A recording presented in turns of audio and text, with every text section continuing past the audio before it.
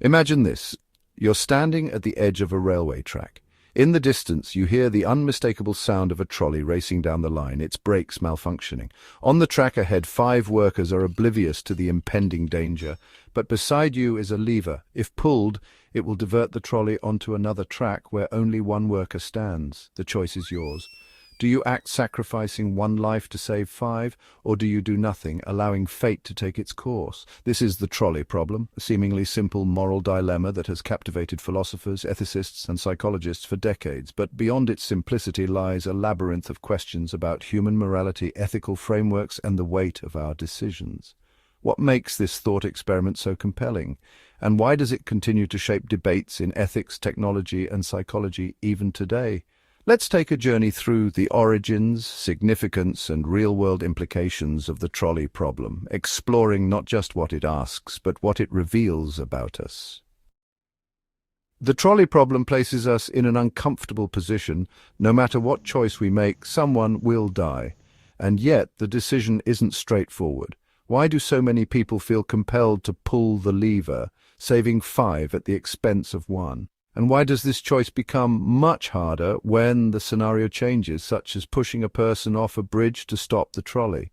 These questions aren't just abstract puzzles. They probe the core of our moral intuitions and expose the often conflicting principles that guide our ethical decisions.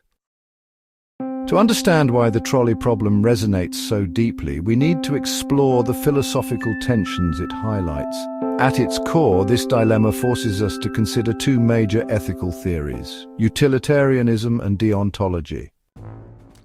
Utilitarianism, developed by philosophers Jeremy Bentham and John Stuart Mill, argues that the morality of an action depends on its consequences. In other words, the right action is the one that produces the greatest overall happiness or minimizes suffering. When applied to the trolley problem, a utilitarian would likely pull the lever without hesitation. Sacrificing 1 life to save 5 is, after all, a net gain in terms of lives saved. The numbers guide the decision, and the outcome is what matters most. But is morality simply a matter of arithmetic? Deontology, rooted in the philosophy of Immanuel Kant, challenges this view. According to Kant, certain actions are inherently right or wrong, regardless of their outcomes. Moral rules and duties guide our behavior, not the consequences of our actions. From a deontological perspective, pulling the lever introduces a troubling dilemma. While saving 5 lives is desirable, actively choosing to end 1 life might violate the moral duty not to kill. For a deontologist, allowing the trolley to continue on its path may be more morally defensible than intervening and directly causing harm. This clash between consequentialist thinking and duty-based ethics is at the heart of the trolley problem's enduring intrigue. The origins of the trolley problem can be traced back to the British philosopher Philippa Foot.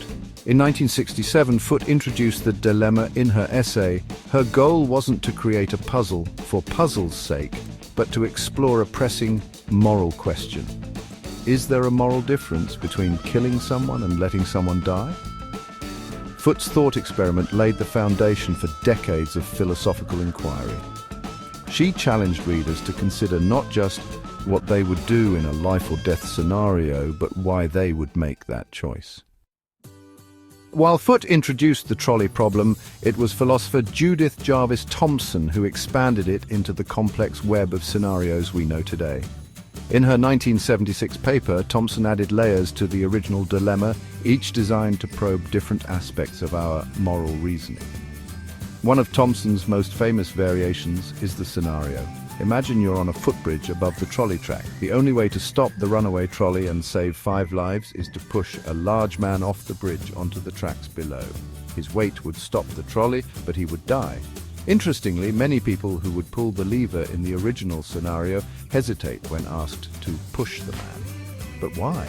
The outcome is the same: 1 life lost, 5 lives saved. Yet something about physically pushing the man feels morally wrong to many, even though the numbers haven't changed. Thomson's variations reveal a fascinating truth about our moral intuitions. The method by which harm is caused matters as much as the outcome. Actively causing harm feels different from allowing harm to happen, even if the consequences are identical. Philosophers aren't the only ones captivated by the trolley problem. Psychologists have also used this thought experiment to explore how we make moral decisions. Studies have shown that our responses to the trolley problem can be influenced by the parts of our brain that are activated during decision-making. When people consider the classic lever scenario, regions associated with logical reasoning light up. But when faced with the variation, areas linked to emotion become more active. This suggests that our moral judgments are not purely rational calculations. Emotion plays a crucial role, especially when harm is inflicted through direct action. Research has also found that cultural background can shape how people respond to the trolley problem. For example, individuals from more collectivist cultures may be more likely to pull the lever, prioritizing the greater good over individual rights. In contrast, those from more individualistic cultures may struggle with the idea of actively causing harm, even for a greater benefit. While the trolley problem began as a thought experiment, its implications extend far beyond academic debates. Today, it plays a crucial role in discussions about technology, law, and medicine. As self-driving cars become a reality, engineers and ethicists face a modern-day trolley problem. How should autonomous vehicles be programmed to respond in life-threatening situations? Imagine an autonomous vehicle faced with an imminent collision. Should it swerve to avoid hitting a group of pedestrians, even if it means endangering its passengers? Or should it prioritize the safety of those inside the vehicle at all costs? These decisions mirror the trolley problem and raise critical questions about the ethical frameworks we embed in our technology. If humans struggle with these dilemmas, how can we expect machines to navigate them? The trolley problem also finds relevance in medical ethics, particularly in triage situations. During the COVID-19 pandemic, healthcare providers often faced heart-wrenching decisions about allocating limited resources like ventilators. Who should receive life-saving treatment when not everyone can be saved? In these moments, the abstract moral calculations of the trolley problem become painfully real. The trolley problem isn't just a theoretical puzzle. Over the years, researchers have conducted various experiments to test how people respond to similar moral dilemmas in controlled settings.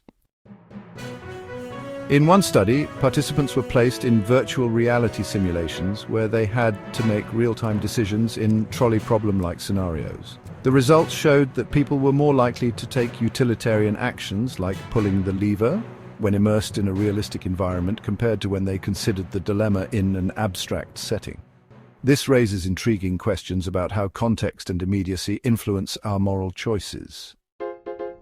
MIT's project invited users worldwide to make decisions in simulated self-driving car dilemmas.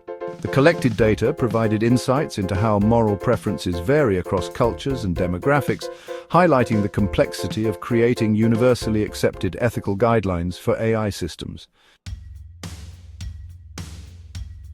So why does the trolley problem continue to captivate us? Perhaps it's because it forces us to confront uncomfortable truths about our morality. It reveals that our ethical decisions are often guided by a messy interplay of logic, emotion, culture, and context.